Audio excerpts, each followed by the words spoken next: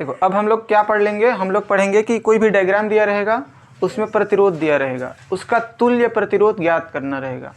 प्रतिरोध दिया रहेगा, उसका क्या ज्ञात करना रहेगा, तुल्य प्रतिरोध। तुल्य प्रतिरोध मतलब दोनों प्रतिरोध जुड़ के टोटल कितना होंगे, दोनों प्रतिरोध जुड़ के टोटल कितना होंगे। ठीक है, अब मान लेते हैं कि दो सवाल हैं, एक तो यहाँ पे है और दूसरा यहाँ पे, दोनों को अलग अलग सॉल्व करेंगे। यहाँ पे जो पहला वाला है ना, इसको मान लेते हैं R1, इसको मान लेते हैं R2 और इसको मान लेते हैं R3। इस सवाल की बात करें तो इसको मान लेते हैं R1 और इसको मान लेते हैं R2। अब इसमें 3 है, ये नहीं तो क्या करें। इस सवाल को सॉल्व करने के लिए आपको सबसे पहले देखना पड़ेगा कि कौन एक साथ है। तो ये दोनों एक साथ हैं, ये पहले जरूर है, लेकिन ये दोनों कैसे हैं, एक साथ हैं। ये कौन से क्रम में है, समांतर क्रम में है ना। तो हम लोग लिखेंगे R1 और नहीं R2 और R3 किस क्रम में है, समांतर क्रम में है। अब समांतर क्रम में है तो समांतर क्रम के लिए व्यंजक क्या निकलता है, 1/R बराबर 1/R2 प्लस 1/R3। कल समांतर वाला व्यंजक पढ़े थे ना, समांतर में ये वाला व्यंजक आता है, 1/, आता है ना समांतर में, श्रेणी में सीधा सीधा आता है। तो 1/R बराबर 1/R2 का वैल्यू कितना है, R2 का वैल्यू है 10, है ना, प्लस 1/R3 का वैल्यू कितना है 10। तो यहाँ कितना हो जाएगा 10।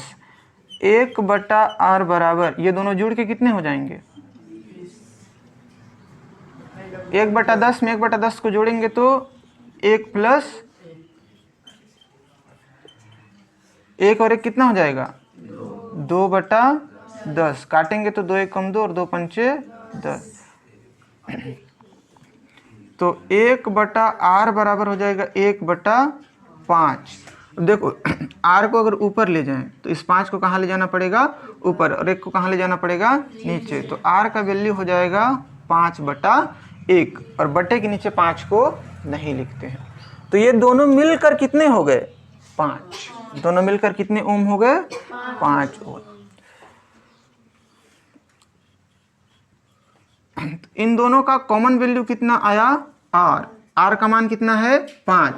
अब ये वाला और ये वाला किस क्रम में होंगे, श्रेणी क्रम में होंगे। दोनों को मिला करके अगर एक मान लिया जाए ना तो ये कैसे क्रम में होंगे, श्रेणी क्रम में।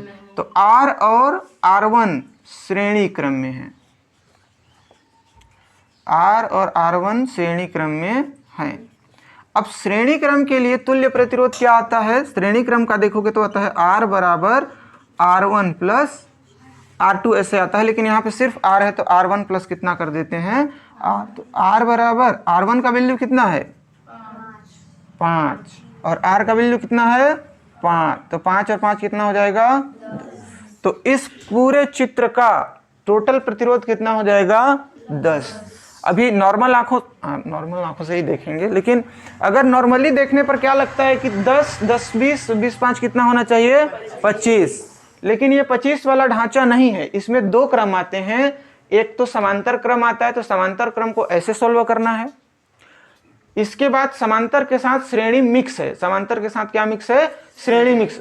तो ये वाला 5 और ये वाला जो नया दोनों को मिला करके R आया है ना, वो दोनों कैसे हैं, श्रेणी क्रम में। तो श्रेणी क्रम में ऐसे सीधा जोड़ दिया जाता है और समांतर क्रम में ऐसे बट्टे करके जोड़ा जाता है। तो इस पूरे चित्र का टोटल प्रतिरोध कितना हो जाएगा 10 ओम। इस वाले में ट्राई करते हैं। तो R1 और R2 किस क्रम में स्थित हैं, हाँ R1 और R2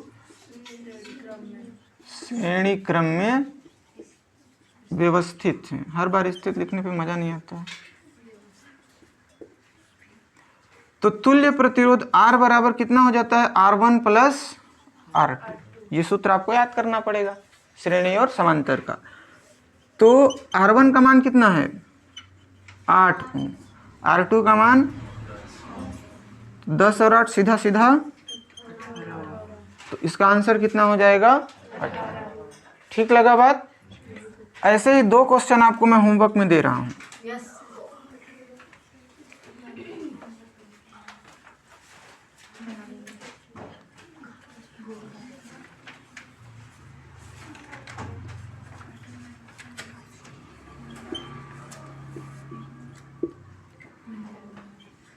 4 ओम, 6 ओम, 8 ओम। एक क्वेश्चन ये हो गया।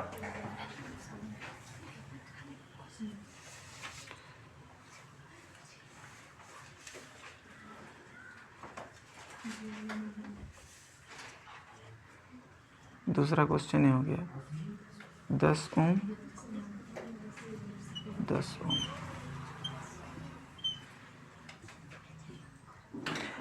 ये वाला बनेगा समांतर क्रम में और ये वाला बनेगा श्रेणी। इसको 1/10 और 1/10 करके जोड़ना है और इसको नॉर्मल 4, 6, 8 करके जोड़ना है।